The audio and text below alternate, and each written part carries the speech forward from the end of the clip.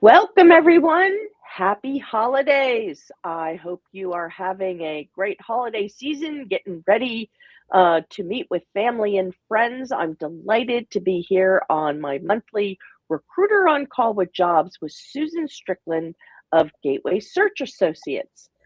So, going to give a couple little bits of information as we get started, and then I will have Susan introduce herself. So the first thing is I'm going to ask Susan a whole bunch of questions and she's going to answer them.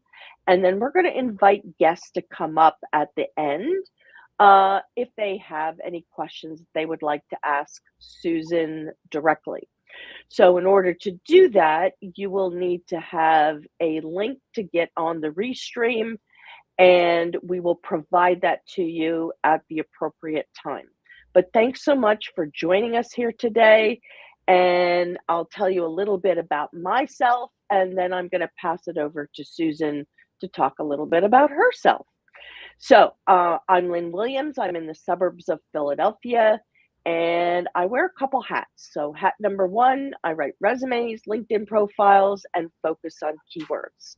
Hat number two is I am the executive director of a 501c3 nonprofit called Great Careers Network. And we run a whole bunch of events a month. Here, this one obviously is live streamed, but we also do Zoom calls. We also might be on Clubhouse, but it's mostly on Zoom. And occasionally we do have some in-person events, like we had our holiday social on Monday. So that's a little bit about me, and you can find all our information on greatcareers.org. And we have an events page. You're going to see that there's pretty much nothing happening from, this weekend on to the end of the year, because all the volunteers, including me, need to take a break, and then we will get revved back up after the holidays and start again in January. So, Susan, tell us, how long have you been a recruiter? First of all, thank you for having me here, Lynn. My name is Susan Strickland, and I have been a recruiter with Gateway Search since 1998. Wow, long Yes. time. Long time. We started by faxing resumes way back when. Wow, yeah. Technology has changed. Yes, it definitely has. So tell us a little bit about Gateway Search Associates, and what do you specialize in? Yes, Gateway Search Associates has been around for about 35 years or so.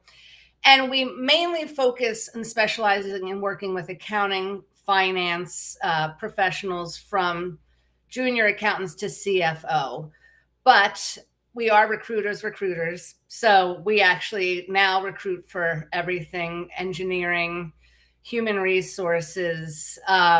Basically, you tell us what you need and we go find you the people. So we used to be focused just in the Delaware Valley, in Pennsylvania, New Jersey, and Delaware, but we've now gone global with some of our searches. So it's really exciting. It's been very cool. And I have one of the best parts about my career is placing someone and watching them grow in their career.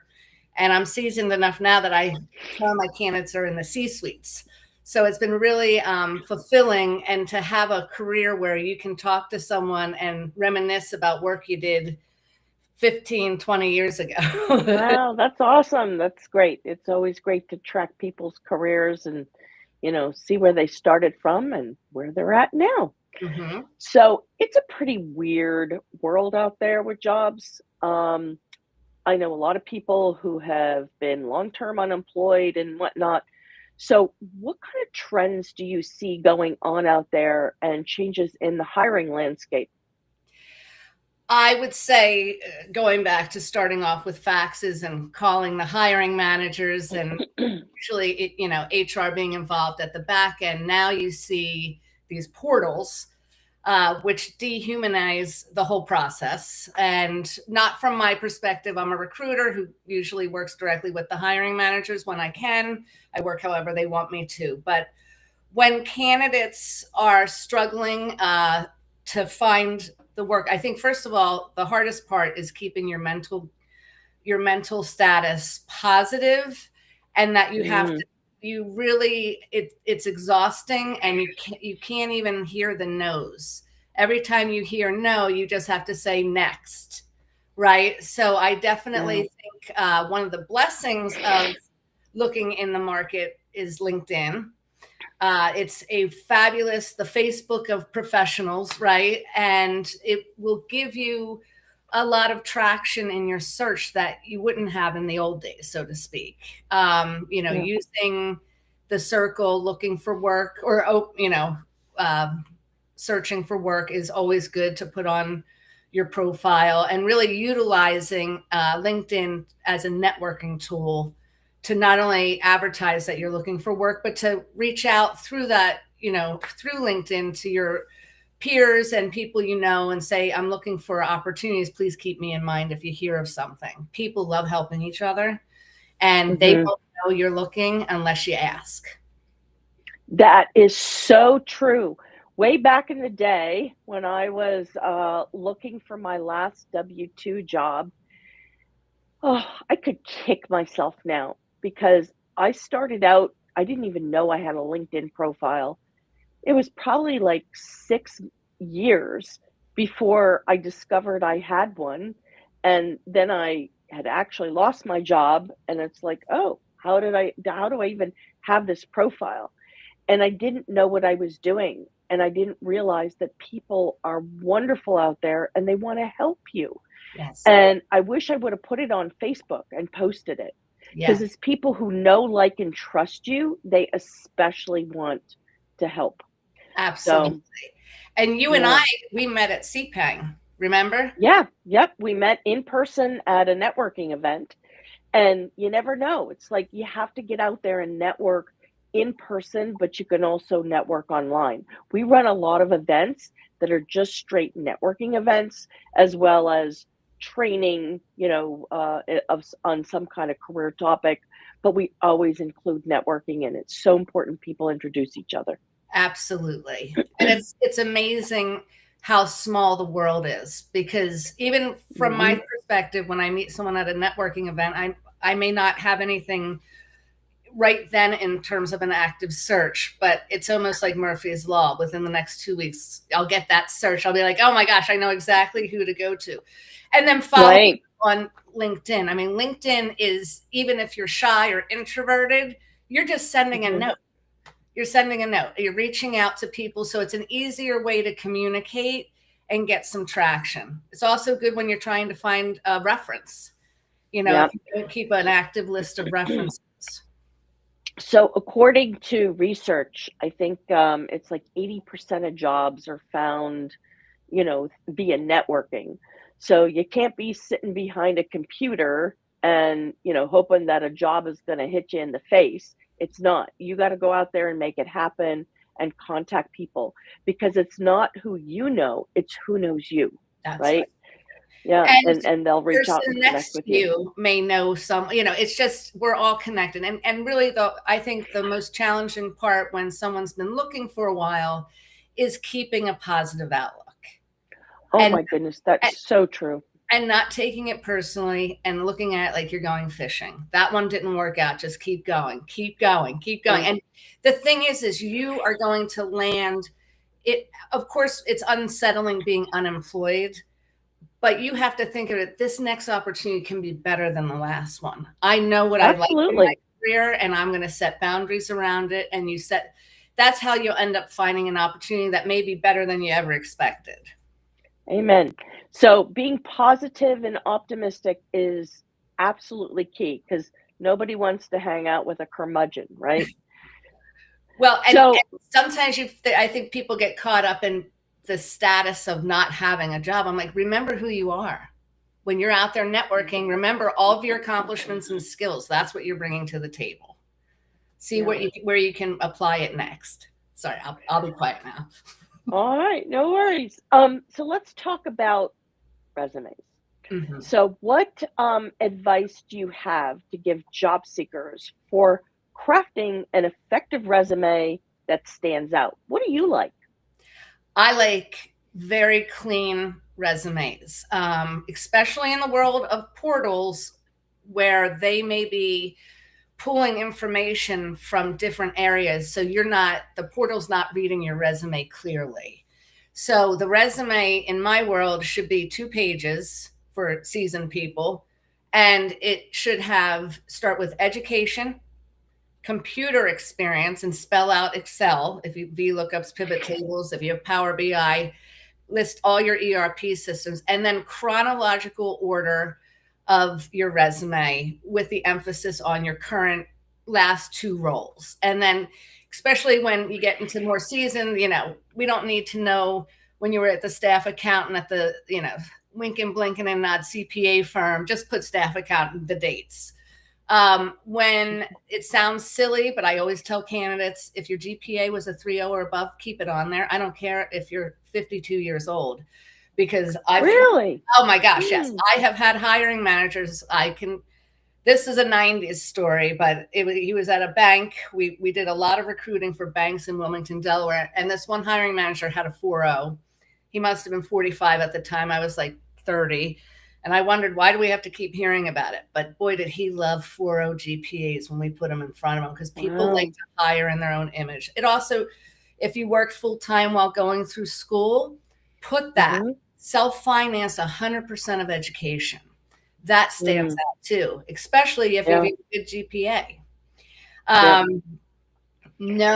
always tell people, summary. once you got the degree, you don't really need to put the GPA on the resume. I mean, if you want to put it on LinkedIn, but yeah, that's a different perspective, and that's okay. I'm a big believer in the slight edge. So you've got to pull out the candidate's slight edges. That's one of them. If you had a 3.0 or above, put it on there. Because the other part of this, and again, matters more when you're younger, like I agree with you. But if a candidate who just graduated doesn't have a 3.0 on there, or have a GPA, you just assume they have below a 3.0. So I don't know. I mean, I never put it on my resume, and I think I graduated with a 3.3. Okay. It is what it is. No, nobody wants to hear about it anywhere else, so put it on your resume. I have two majors. That's what I'm saying. So you would have a dual major 3.3. That would have been a slight edge. She's a dual major 3.3. Okay. So it's nuanced. But I always think when it comes down to like the final round and it's between you and another candidate, they may break out both resumes and put them side by side. Oh, okay. Now, another thing is I don't put education at the top. It goes at the bottom on my resume.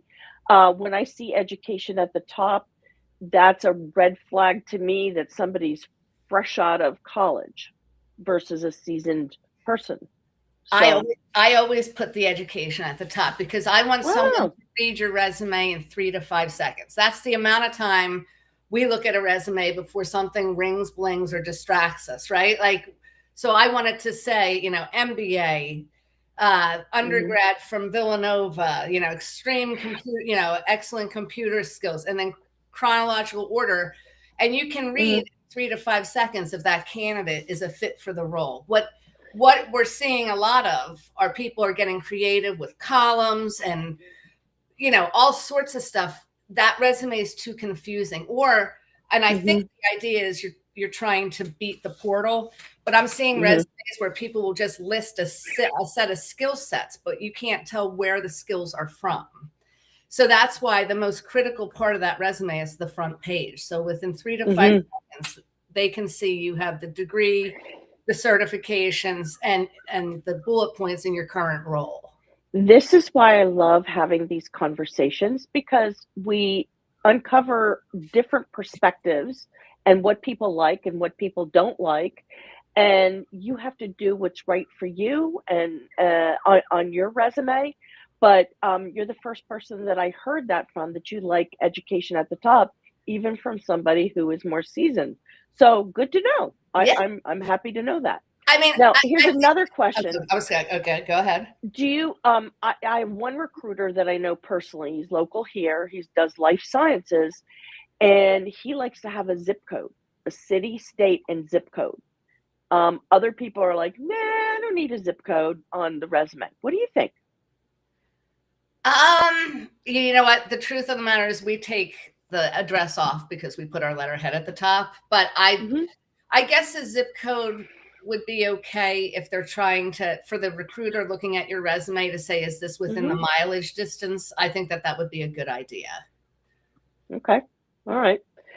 Yeah. I mean, it's one thing if you've got a little city like, I'm in Paoli, Pennsylvania, but it's another thing if you've got, Philadelphia or New York City or Los Angeles. I mean, there's, a wide distance in between the two. So, well, and from a recruiting standpoint, when I am using LinkedIn, you could put in the zip code, if you wanted people from Philadelphia and you just put in that zip code and it pulls up everyone. That makes your resume is a tool that opens up the door, and you have to make it as easy as possible to show who you are and what you're bringing to the table. So I would say, put the zip code on. Okay. Well, some people have systems where recruiters have systems where they, put the zip code in, and that helps them with placement to determine, how far of a drive something is. Correct. Because if somebody put in, Charlotte, Raleigh, Durham, Chapel Hill area, that's a big area versus a specific zip code in a particular area. So let's talk about LinkedIn.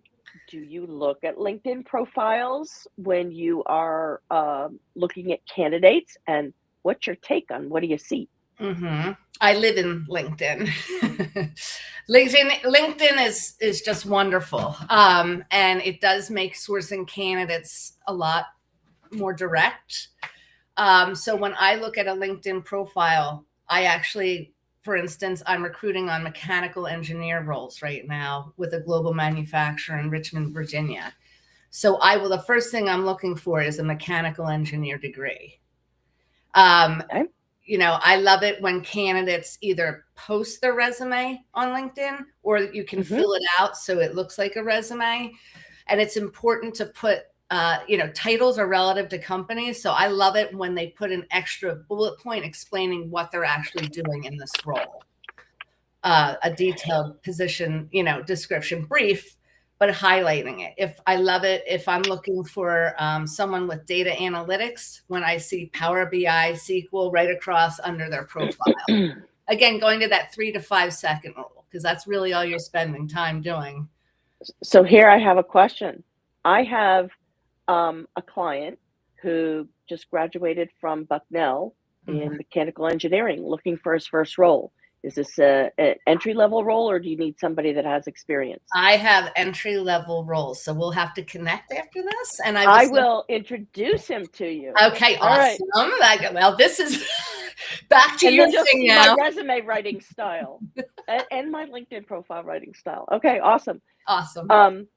All right. What role do you think personal branding plays in the hiring process? Like, what do you see on LinkedIn, and how do you think candidates can enhance their online presence?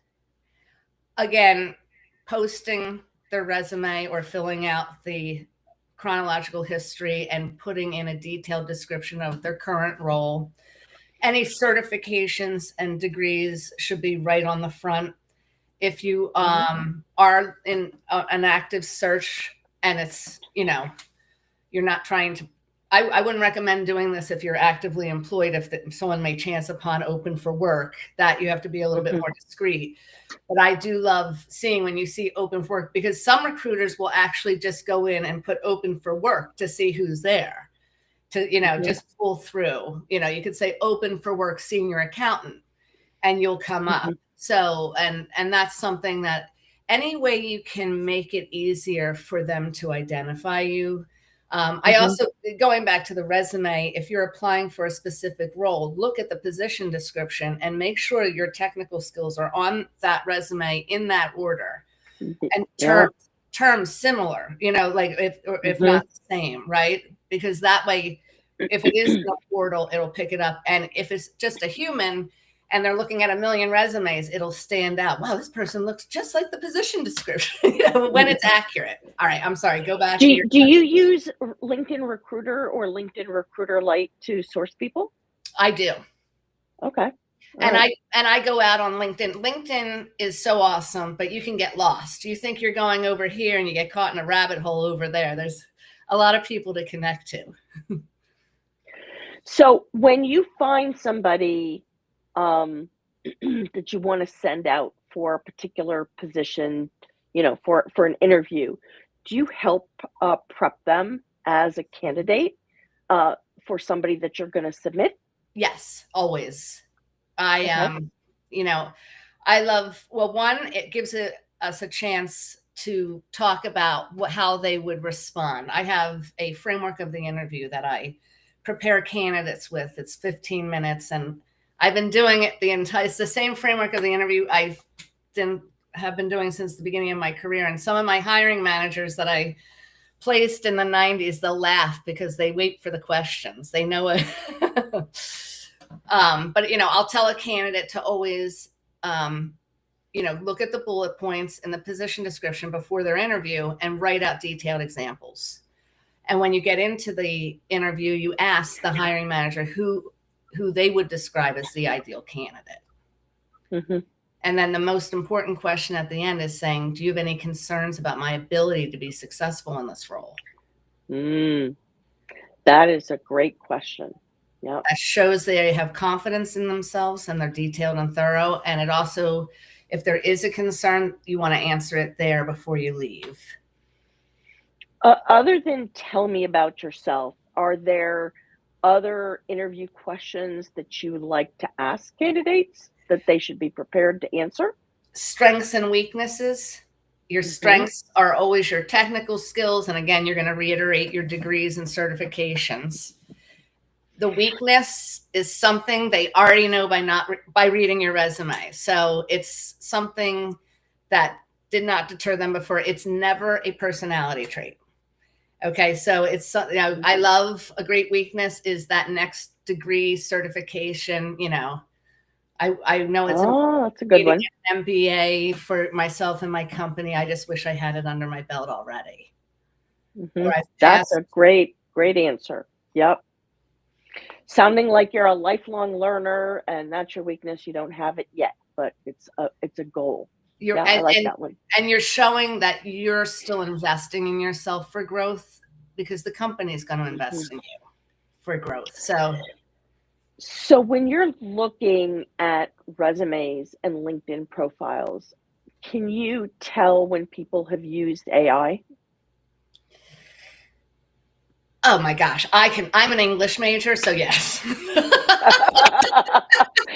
AI doesn't know grammar or punctuation, and they use way too many wordy. I can always tell when it's AI. I mean, unless someone's fooling me, but I generally, if they haven't doctored it back down to earth, yes, you can tell. Yeah, I mean, I use AI to help people get metrics for their bullet points. But other than that, I think I like the resume to be authentically them. Absolutely. Because it already, they didn't even try. I did this with AI.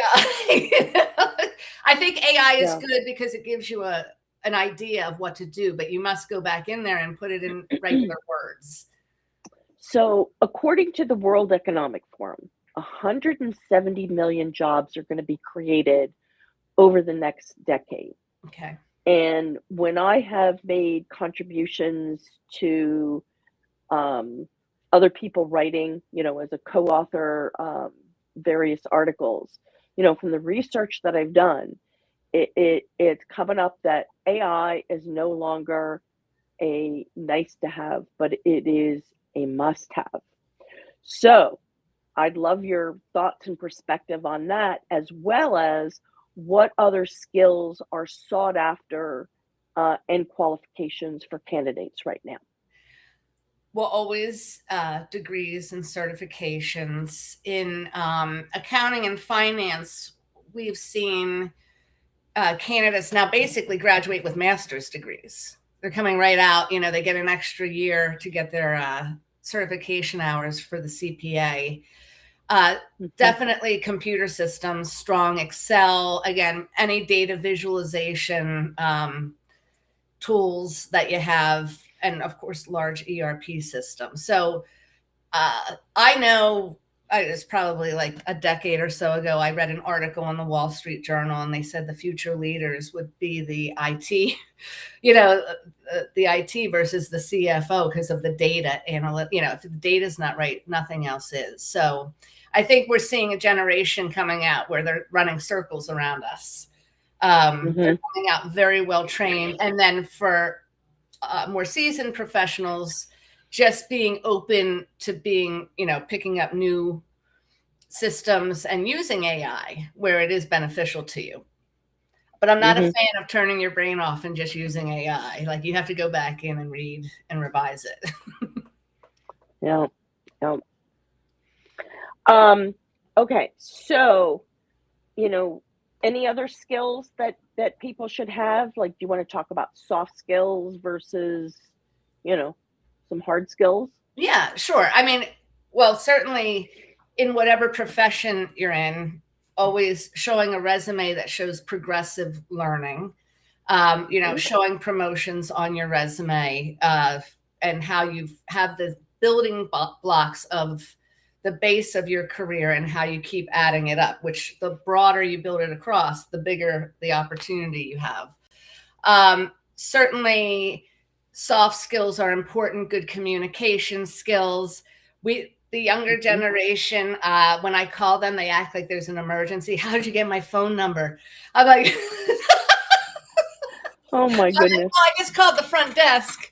It's an old recruiter trick. Oh, wow. So not being afraid to talk to people, being able to look people in the eye, firm handshake, the classics, how we used to be, humanity. I love it. Now, when in interviewing, a lot of times they start with a remote interview and then you get to go on site. And I think it speeds it up for everyone. But there's nothing like an in-person interview, and having that energy and being able to hold a conversation and engage with eye contact. Yes. Yep. Absolutely, positively agree with that. Okay. So I have a helper every one of these sessions, and it's Merrill Cass. And thank you, Merrill, for always being there. But I see a message from him that says, Lynne, do you see my messages? And I don't see any messages from Merrill in my chat feed. So I don't know what to tell you, Merrill, but I'm going to try to put the link in for the restream in case, you can't down the road. I still have a few more questions to ask Susan, but I don't know. Merrill. I don't see any chats from you on the stream. I wonder. I don't know. I don't know what to tell you.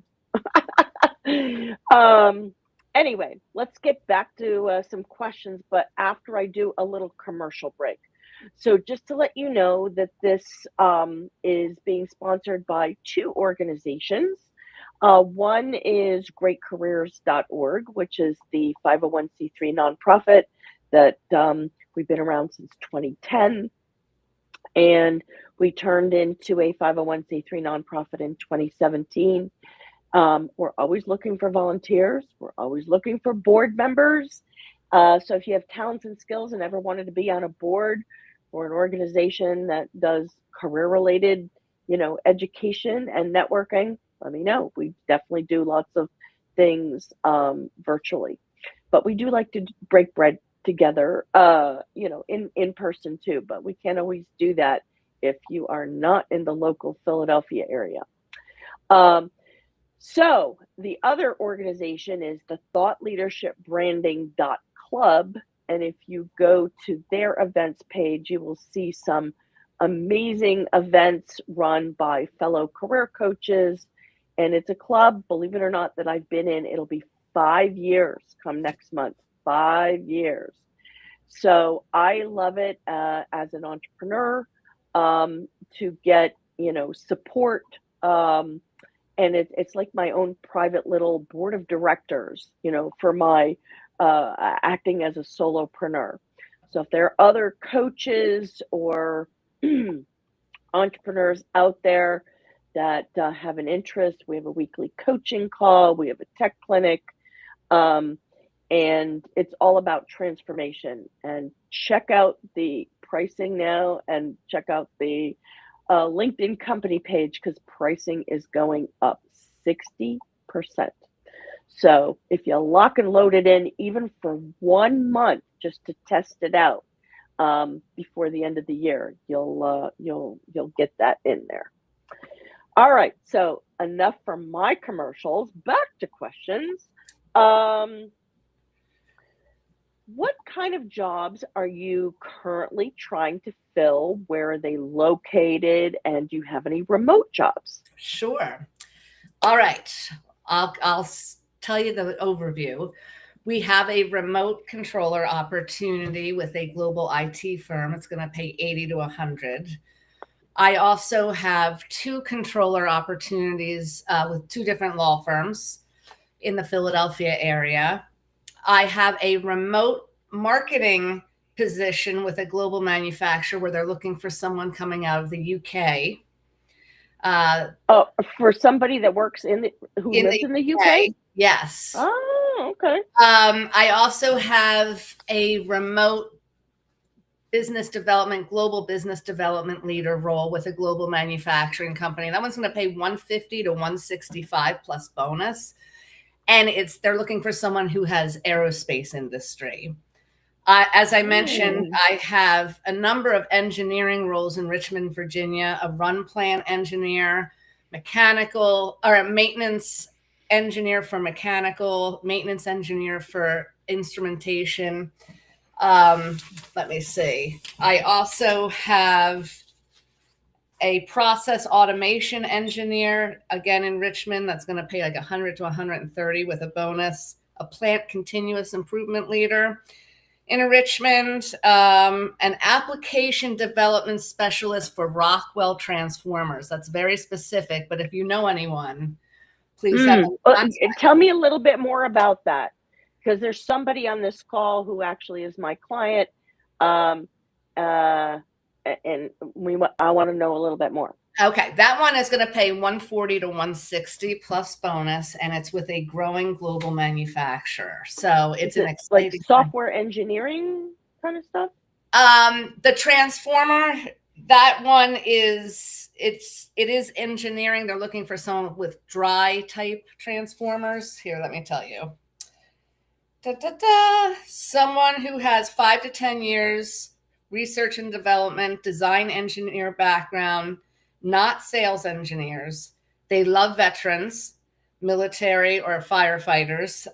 Someone who can help people use the product. Someone who, if the customer says we have a problem, this person solves it. Okay. I also have automation and process control opportunities at that plant as well. Back in the Philadelphia area, I have a senior accountant role with a global logistics company in Ballackinwood that's going to pay like 100 to 110.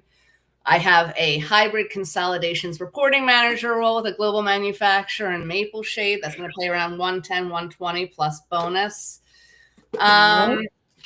There is a lot out there. Should I keep going? How much time? Oh, I also have. No, we're good. We're good on time. I have a senior. This is what I do all week long. I have a senior accountant role with a quality manufacturer in Bethlehem. And then I also have an opportunity in Trumbullsville with a global manufacturer. I also have in the Philadelphia area, more on the operational plant side with a manufacturer. I have a production and machine operator, which is $20 an hour.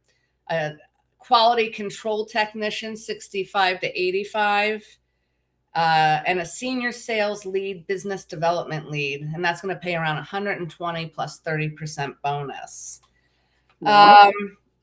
Going back to I have some warehouse associates roles. Where is that? In Hatfield. That's going to pay 22 to 24 an hour. And I have a senior accountant coming in the new year with a global manufacturer that I love to recruit for in South Jersey. And then HR roles. I have 2 HR roles, an executive and administrative assistant role. It's going to pay 75 to 85,000. That's in Philadelphia in a law firm. And I also have an HR and recruiting administrator role. That one's going to pay 70 to 90, and that's downtown Philadelphia. Let's see. Ooh, I have an accounts payable role. That one is in Flowertown, and I believe they're looking for Yardy. So it's with a construction company. That one's going to pay 60 to 70,000. And I have a senior accountant client services specialist with a quality consulting firm that specializes in working with family offices. And then this one's very exciting. I have a newly created property management controller role with a family office in Westchester. And that one is going to pay around 170 to 225 plus bonus. Wow.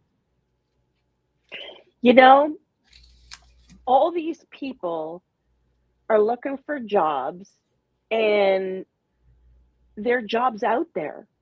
And look at how many you're saying you have. I could work through the weekend, and this could change by the end of the day. We could have more. I also we've been looking for an accounting manager. It's a hybrid role in La Plata, Maryland, and that's going to pay 150 to 170. And then, of course, we recruit for CPA firms. So any public accountant, we have places where we can present to you. We recruit for a prestigious regional CPA firm in Horsham, and they're looking for senior tax accountants right now. So the person that does our books, our QuickBooks Online for our nonprofit, is a staff accountant / controller, and I'm going to make an introduction to her also. She's been very faithful and loyal to us since I think 2019 is when she started doing. Yeah, that's when we started monetizing. Is 2019 is when we we're going to have a lot of connections after this, Lynn. I am. This is great. I forgot one other one. I have a CFO role, and it's hybrid. It's like 2 days in the office in the Philadelphia area with a nonprofit. And that one's going to pay 140 to 170. Okay. And I think that's really, if anyone knows anyone with mechanical engineering, please reach out to me if they're willing to work in Richmond, Virginia. And certainly I'm here to be, everyone, please connect with me on LinkedIn. And if you have any questions or you're interested in me presenting you opportunities and keeping you on my radar, just send me a LinkedIn with your parameters in terms of location, salary, and the position you're interested in, and put your email address, and I'll keep you updated. That's awesome. Well, thank you so much. So you want people to reach out on LinkedIn. Do you also want them to send resumes or upload anything on your website? You can email me directly. My email address is sstrickland@gatewaysearch.com, SSTRICKLAND @gatewaysearch.com. All right. Awesome. If you have a candidate that you've submitted for a position and they've had an interview, right? What are your tips for best practices for follow-up after the interview?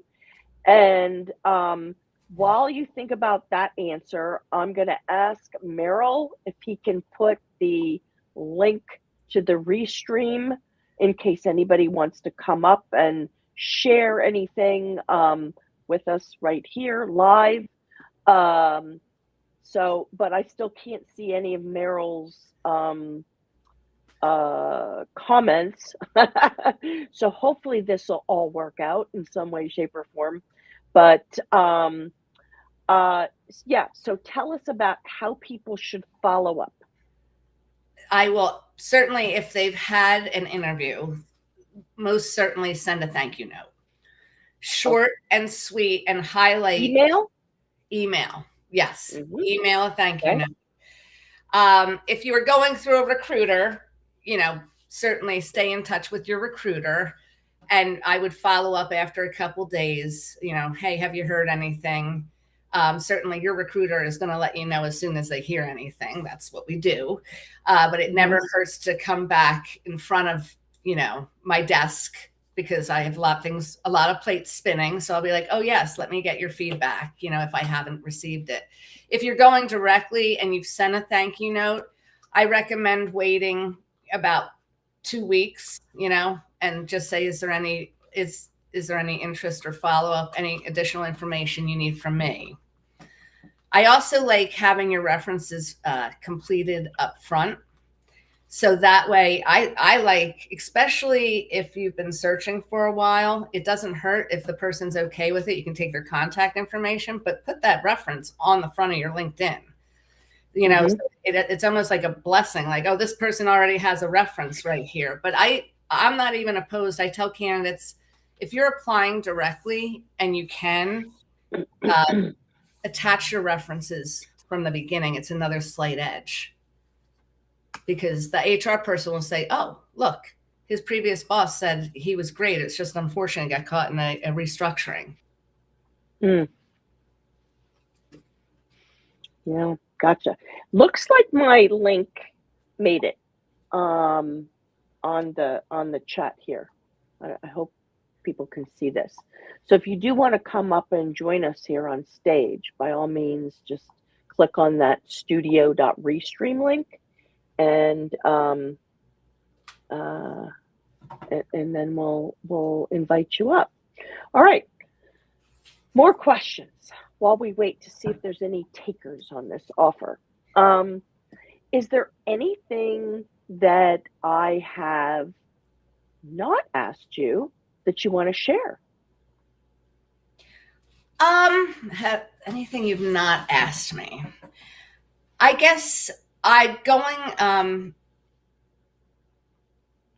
back to the resume, I think that it is important that it's very clear and concise and easy to read. Keep that 3 to 5 second in mind when you're reviewing your resume. It's hard. It's difficult to write your own resume because you know everything you do, and you're like, what do I put on there and what do I not? Never first person talk like I, make journal entries. It has to be prepare journal entries. I know. I have somebody that I'm working with now, and if he's listening on the call, yes, he already heard that message from me. Right. And bullet points, really easy to read. Those technical skills, the technical skills that were in the position description are how it should read on your resume. If you're, sometimes you get into these corporations and they have their own language. Make sure you're using regular people language, because people don't understand. And even the run plant engineer, there's different terms for that at different plants, and it means different, things. So that's why it's important in the bullet points that you're writing those specific technical skills. And the priority is as you see it on the position description. We don't need soft skills. I don't want to hear about team player. I also don't want a summary. Nobody's reading the summary. That's where your education and computer should be, before they get down to your technical skills. I think the other thing is a lot of times if I'm trying to fix someone's resume, if you're working with a recruiter, be nice and just send it in a Word document. So some of these, I have the most amazing administrator, Marlene, and she's like a magician, but I can press one thing and then the spacing goes sideways. I'm like, what happened? So just, if you're using a recruiter, trust them that they're going to reformat your resume in the way that's going to be effective, that their client reads it. All right. We have somebody who wants to come up on stage. So welcome, Tanya. tell us a little bit about yourself, what you do, and then ask your question. Oh, we lost her. Okay. Well, maybe she'll pop back in again. I saw someone ask a question in the stream about what was the trait of the most successful hires.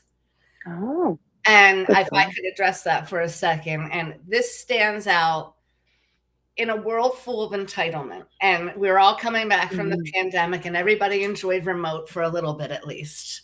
But the energy a candidate brings into an interview and into the company is one where I'm here to put all hands on deck. I'm here. How can I help you? And I think that sometimes, especially, some people have a level of entitlement. They say, well, if you want me to leave, they're going to have to give me this, or that looks like a lot of work. So that's going to be another $5,000 I'm going to demand. You want to be, of course, you want to be paid what you're worth, but look at the opportunity.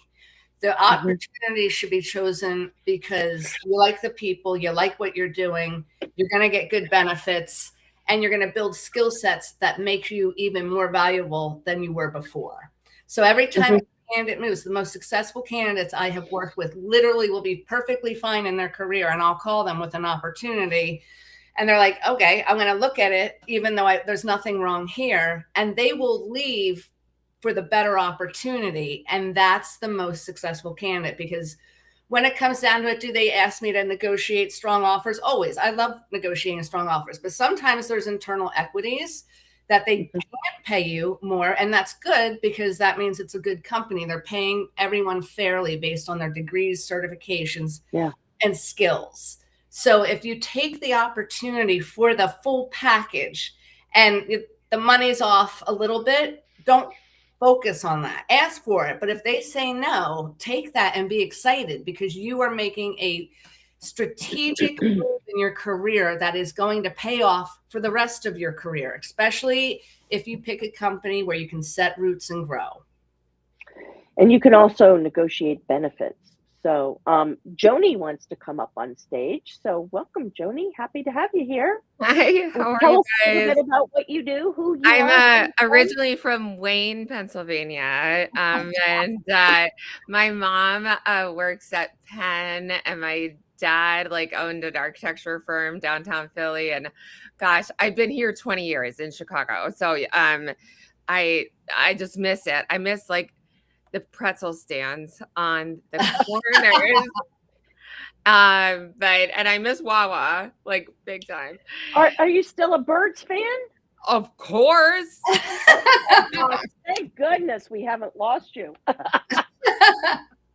No, I even turned I have 3 kids, but 2 of my 3 kids are Birds fans. And one I'm divorced, but their dad, Bears fan. So it's what it is. It's okay. I mean, I can remember my first Eagles game I went to with my granddad when I was 5 years old, and he was like, "Don't look at the butts." I'm like, "What's butts? What does that mean?" I was like, "Granddad, what? I don't even know." So needless to say, so me and my dad are the construction side of my family. My other side of my family is all nurses, doctors, therapists, that sort of thing. And so I took after my dad. I went through working through HVAC, through controls, through high-end electrical, 480 volt. And then I started my own company. It was harder than I thought. And now I feel like I'm unhireable. So I'm doing all these side gigs just to pay the bills. And I'm 43 years old, which I know I'm not supposed to say, but I am. And I did get 2 graduate degrees and a 4.0 as well. Okay. It's so hard to get it. I noticed. So how do you go from trying to start your own company for 2 years to hedge. I actually want to be back with like a big company. What were you doing before you started your own company? What was your All specific construction. So sales director, Okay. sales, general or territorial sales manager, and then sales. So it was all sales, but I worked with all the technical people. I mean, and now my kids are going into college, even though I'm 43. I know, holla. And so I have room to like grow with my career, but it's frustrating. So I personally, if I were to work with you, I would say, what are the specific like systems, like, Dell Tech or whatever construction systems, right? mm. And then I would really hone in sales. You could be a salesperson of anything, but your strength and what you are going to be recognized for is your construction sales. And what you enjoy.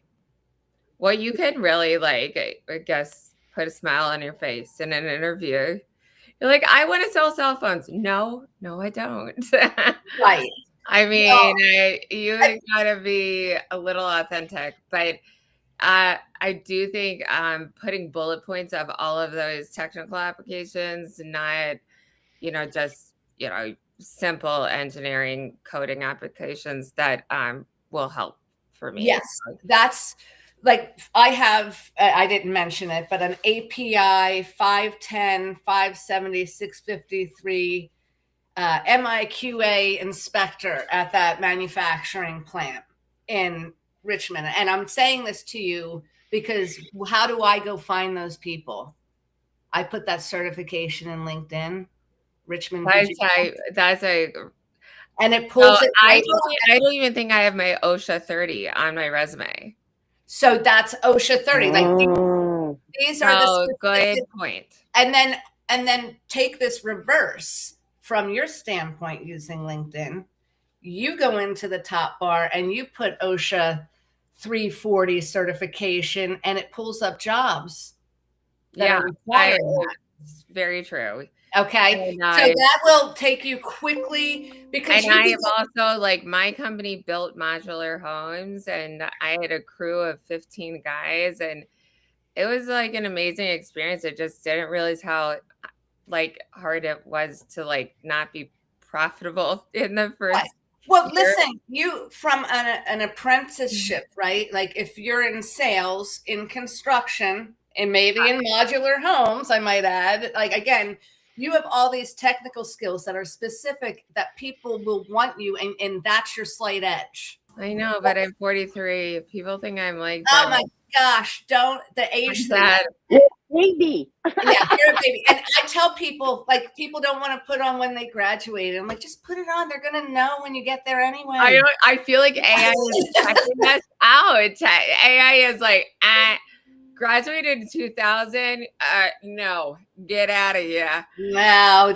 You can, an HR, someone we recruited heavily for a global manufacturing company headquartered in Malvern.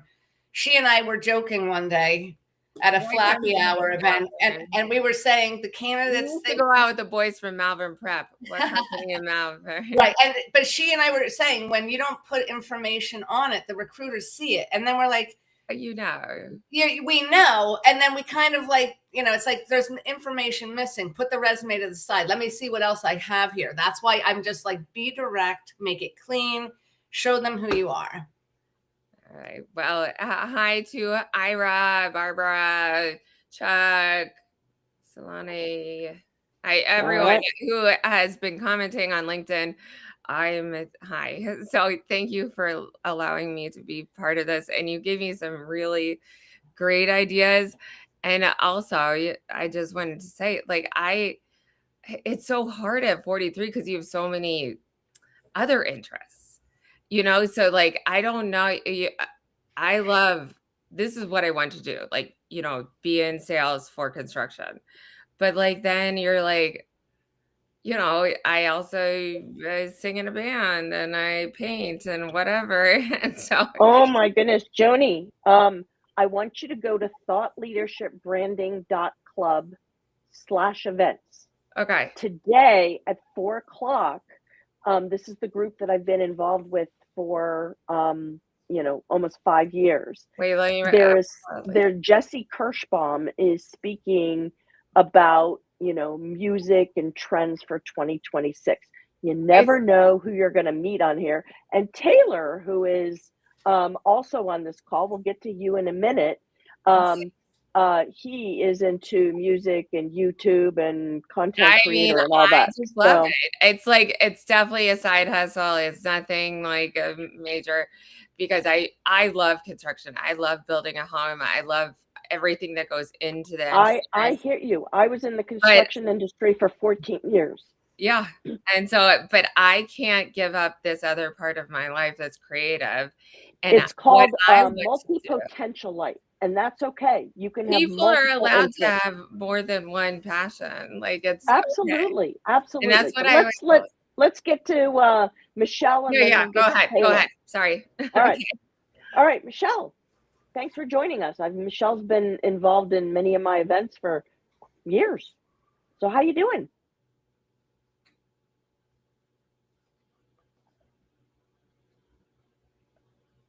Are you able to unmute Michelle? Or do I have to unmute you? Yes, yeah, you're muted. You've muted yourself. All right. Once you figure out what the button is, how about Taylor? Why don't you introduce yourself and unmute?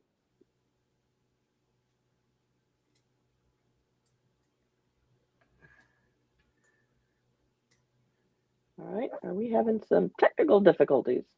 There you go. Okay, look at all his equipment in there, right? Oh my gosh. Hey, how you doing, Taylor?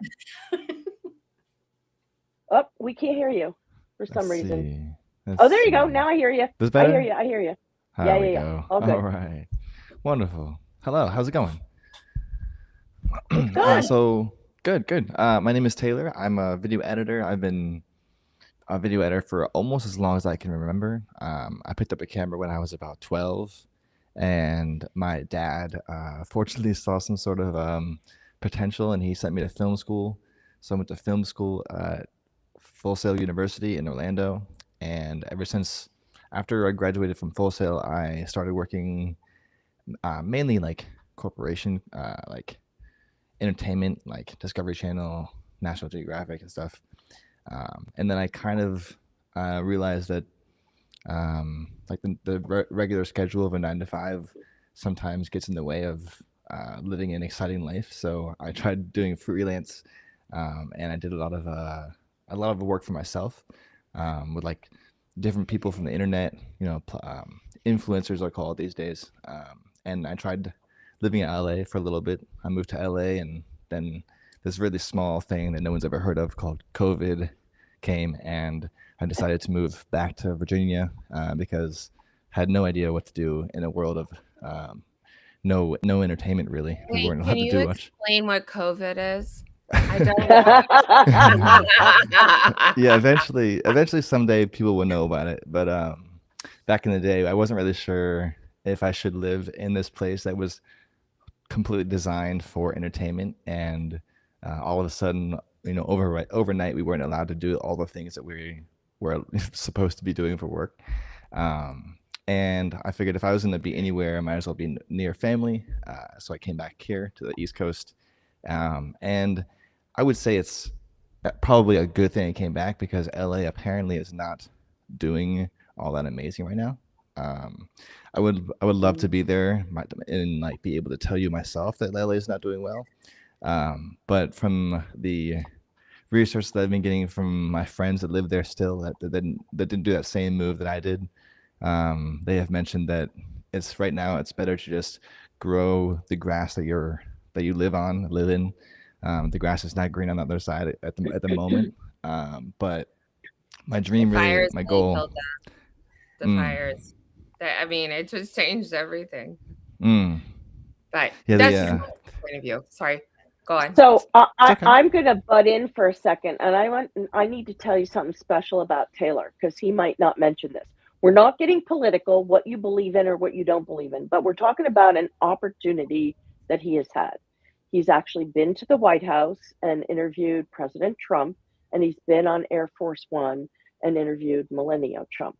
So he's touched a lot of people Taylor. with some very important big names and whatnot. And if you look at his social media, his YouTube and his Instagram and whatnot, you're going to go like, wow, I just met that guy right here on Restream on LinkedIn. Whoa. Okay, go Yeah, ahead, Taylor. I appreciate that. Taylor, you That's single, very bro? that's very kind of you. I mean, I'm Um, single, so just hit me True. up. It's always a good way to network. I wasn't really looking for that, when I moved back from COVID, I was just looking for anyone that's hiring. And fortunately, the news always has, like, they're always looking for someone that's willing to do something crazy. And I was usually the kind of guy that was like, what do you need me to do? And eventually, it didn't really suit the way that I wanted to do things, because sometimes they would come to you and they ask you, like, are you willing to do this story? And if you say, like, yes, of course, obviously you're going to keep having a job. But there's more than one time when I would say, I think somebody else might be better for that story, because I wasn't sure how to tell the story properly. And that's when, like, my morals kind of got in the way of their storytelling. And I realized, like, I might go back to the freelancing. So ever since, I guess, I don't, we're not, without getting too political, ever since I started working for myself again, I started feeling my motivation come back. So, Susan, do you ever have positions that are creative roles?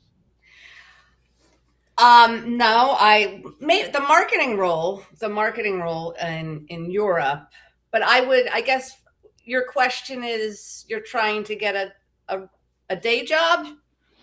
Yeah, as a freelancer, it's always nice to be able to wake up in a good mood and do something amazing that brings you joy. But having a 9 to 5 also allows you to do things when you're not actually at your job. So it's kind of like I desire the 9 to 5 because it gives me a reason to wake up in the morning. Right. But for you, I would look at you and say, okay, and I hear you on the news and not wanting to take certain projects, but if you go to a corporation and you're the tech guy that's running all the conferences, right? That's the type of role I would direct you towards, because you'll get a salary, you'll get benefits, you'll still be the star of the show because you're making all the things happen with the microphones and the videotapes. You're the guy that knows what you're doing. I mean, that would be one direction. I would also say go work for a band, right? Go.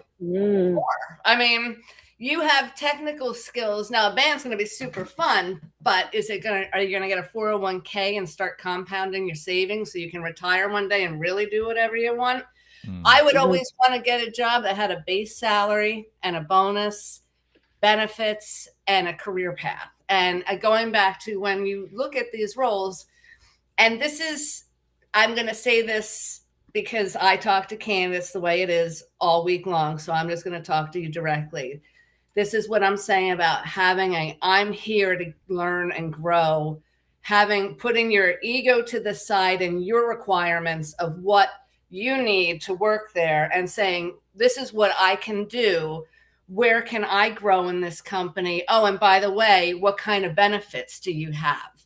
So that kind of energy and attitude will take you anywhere you want to go. I have these skills, but I'm looking to get into a company to use these skills. And I can see myself making a positive impact in this role, but I'm really excited because I get the stability. I get paid vacations. I get sick days. I get holidays. You get paid for those things. So I have seen candidates. I will say, I hope this person's not watching this, but this story made me so upset for them. He wasn't, I was working on a high level position at a global manufacturing company, and it was going to be in a spinoff. They were looking for the number 2 guy to step into the number 1 role. This guy was presented the offer and he turned it down because he didn't like the title. And he said, this was my client, and I, for some reason, decided to try to coach him, which was, a waste of time. But he basically said, if they wanted me, they could have just changed the title and I would have come on board. And I said, I'm sorry, yes, you're sharp and bright with your Big 4 background and CPA, but you're in a sea of people there. Everybody's sharp and bright. So being humble and going in and saying, these are the technical skills I have. How can I apply them into this role? Oh, you want me to run all the conferences in the Grand Hall here at the hotel? I mean, go look at Hilton. I mean, they have these things. People go, there's places that they're constantly hosting where they need the sound systems, right? So get creative in your search. You're a creative person. You're clearly talented, and you must have some incredible contacts. So what I would say is reach out to those your contacts and say, I'm looking to go into a corporation and do this. Do you know of anywhere that's hiring? Or if you hear of anything, please think of me. That's something you put on LinkedIn, and people will reach out to you. They'll say, oh my gosh, we're looking to hire, I'm sure in schools, not only is there the club that does that, but someone teaches it. Now, that may be more of a stretch because you probably need a teaching degree, but I see a lot of things you could be doing right now, but you've got to put that. I hear you. We all love flexibility. I personally, Joni, I love music. I love going on music tour, but during the day, I'm Susan the recruiter.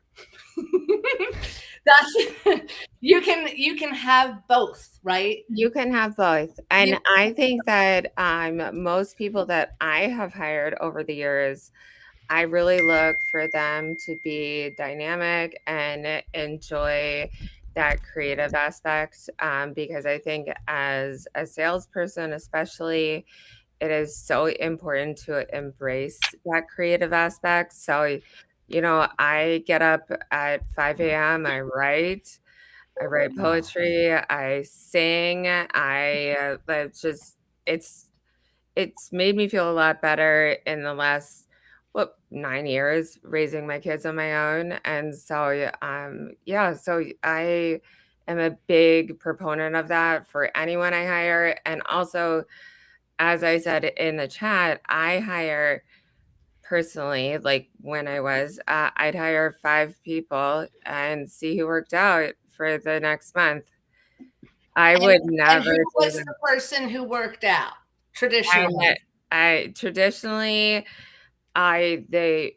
The kindest person. Okay. Or was it the person who was all hands on deck, the helpful one? Hands on said, deck. What do you need? I'll finish my project. But not necessarily like the smartest salesperson, which you would think, but some people are really invested in their career. And then some people just want to get ahead in their career. So there's 2 different things. And so I really enjoyed just hiring different types of personalities. And this is when I was a sales director, so not right now, but I always thought that, multidimensional people were so important. And I can't say I didn't meet Donald Trump or anything, but I met Matt Damon, George Clooney, and Brad Pitt. So. Okay. Wow. I think that to your career, you have to be direct and focused on the job. I have ADHD, and so it is a wonderful thing about being a salesperson because you're kind of able to flip the script and not feel. And so, I enjoy it. I don't feel embarrassed or anything. And so it makes me like want to continue to do things and like learn new things and whatever. And I had a 4.0 in college, and so whatever, but which I could give a crap about. But I do think each person's like own brain capacity enables them to do a different job better. So that's Absolutely. I only hired for salespeople, so I can't speak to everything. Hmm. So All right. that's So I know we're over time. Taylor, do you have anything you want to wrap up before we go to Michelle? Because I think she said she can connect now and here, Oh, but I want to give her a chance. I appreciate the insight on looking for some sort of event director type thing. I haven't considered it, but it's a good idea. Good luck. You're going to be great. All right. Thank you. All right. Michelle, why don't you introduce yourself and ask her a question? Hey, how you doing? Good. Glad to be here. It's finally melting outside. It's getting to be very good temperature. So I was running around out there trying to get all my things done today. And I had a call before this one, so I apologize for not being here from the beginning. So to introduce myself, I am from Livingston, New Jersey. I'm a business analyst. I have a very deep background in supply chain, and I took off about 15 years in my career in IT and came back, taught after the 15 years or so, in 2015 through 2014 to 2020, I taught office technology and business skills in New York City for a corporation called ICD, which unfortunately is no more. But I was the one that saved them in 2020 anyway, because I rolled out Teams and we were able to become a distance learning rather than an in-person learning institute for that period of time. In 2021, I decided to practice what I taught. I taught Salesforce since 2019, put it in the curriculum. So I went and got my Salesforce certification. I'm a certified platform admin. And I then started working for Girl Scouts, part of New Jersey, as director of product programs because they wanted somebody with Salesforce background. So I've actually never used my Salesforce as an admin. It's more as a business analyst or in a position that uses Salesforce as like a super user, but not directly modifies the system and reporting.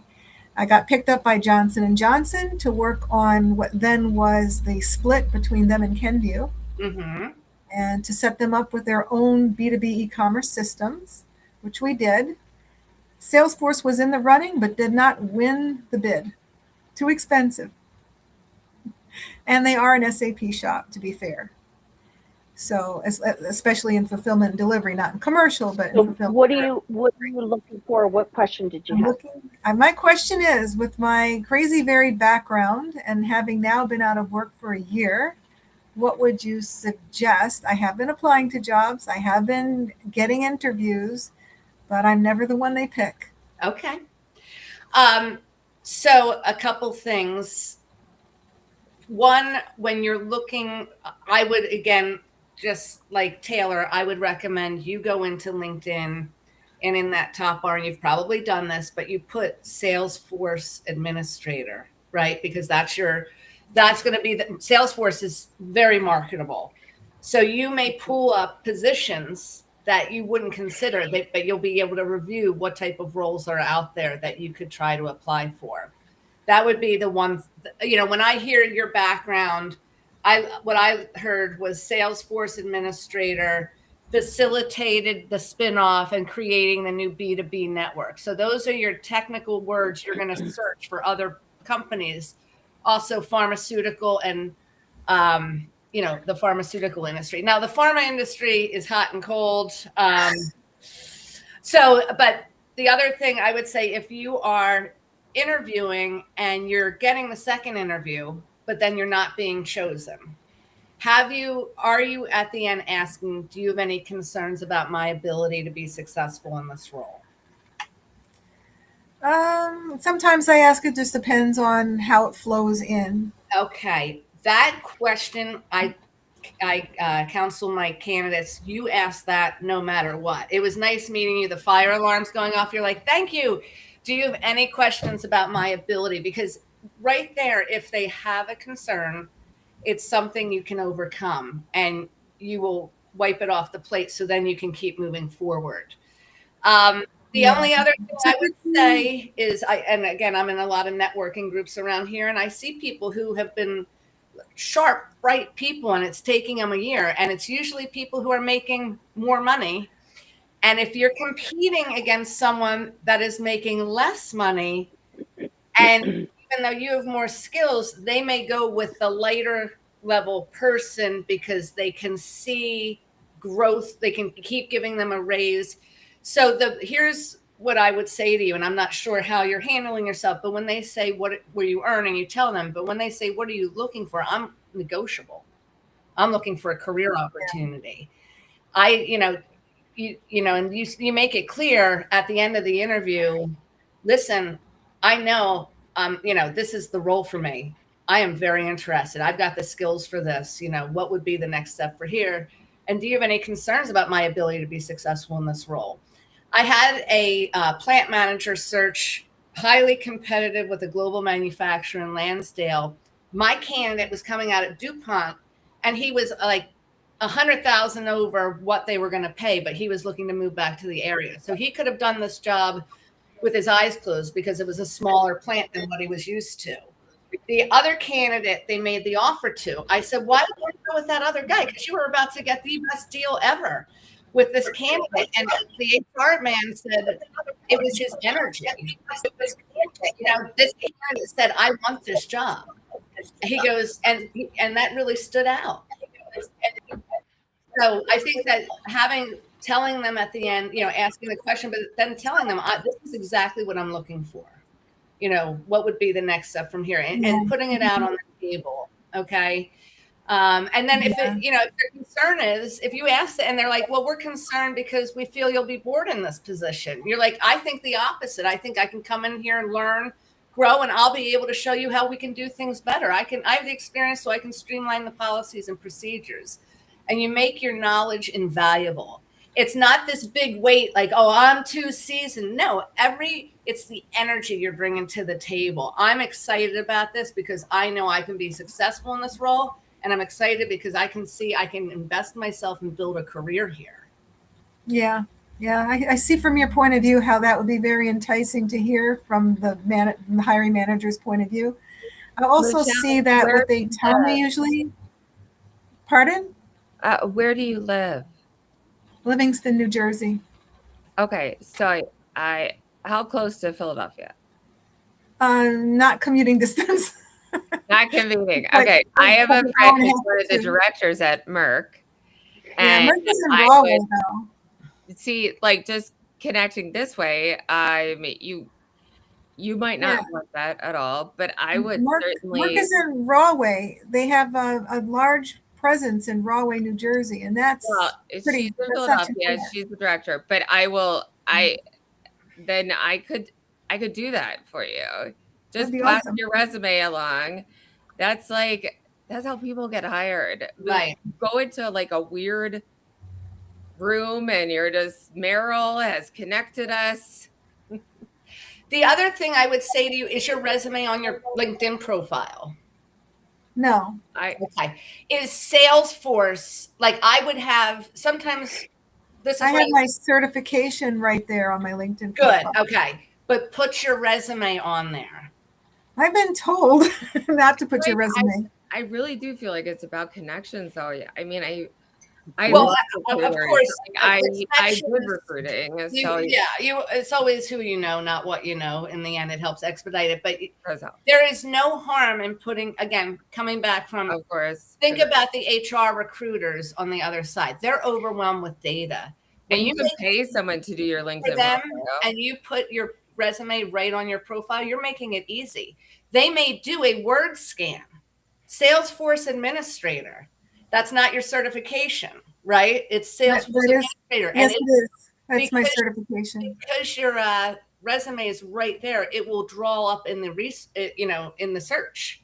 So the easier you make it, because on the other side, we're like clicking resume. Look, and I'm looking for education, computer system, and then I want to see, I personally get my clients pay us to find the right talent. So I want to see resumes that are clean. I don't want to see 10,000 jobs. And if I do see that, I say put contractor on there, but I think that you could expedite your search by putting your resume on there and just tweaking the way you're interviewing, because you have the technical skills, but just being more comfortable saying, I'm interested in this role. I know I can make an impact here. Do you have any concerns about my ability to be successful in the role? Yeah, they will say often that, no, we don't have concerns, but we have other candidates to interview. That's where it ends. I mean, it ultimately comes down to the connection of, do you have the skills, but the personal, this person's going to fit in with the team. And it's a competitive, you're in a, in pharma especially, that's a high competitive search, because pharma's, divest and merge, and everybody is shifting around. There's, constantly movement there. So you're running into more of your peers. Taking it out of pharma, though, maybe, I would focus on the Salesforce administrator and location and see what it pulls up for you for jobs, and then put your resume on your profile.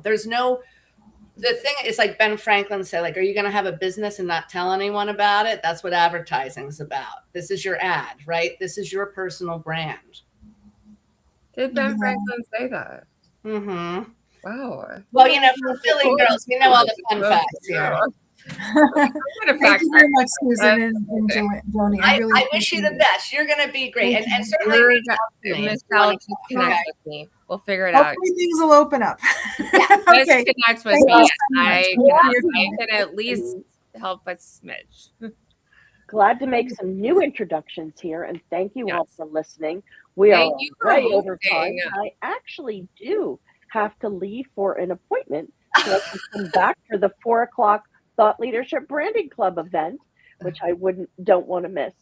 So thank you so much, Susan, for joining us today and sharing your insights. And again, it's great to hear people's opinions, because every recruiter I have come on, everybody shares something different based upon their experiences. So we all know there's not one right way, to do a resume or a LinkedIn profile or, etc.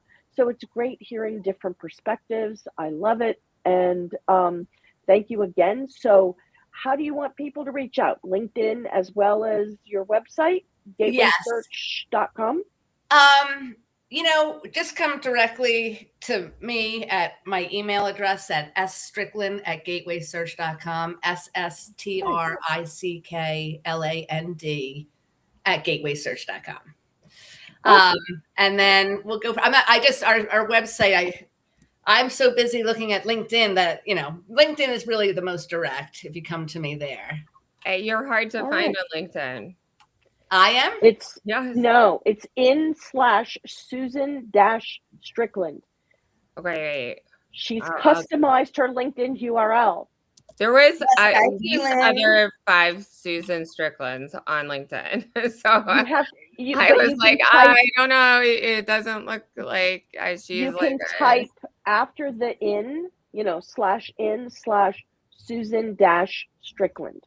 Okay. And I got her email, so we can start from there. It's also on the in the chat, in the comments that I've got going. And by the way, I've put a lot of links in for articles and about multi-potentialites, about ADHD, neurodiversity, interview tips, like all kinds of stuff. So definitely check out the chat.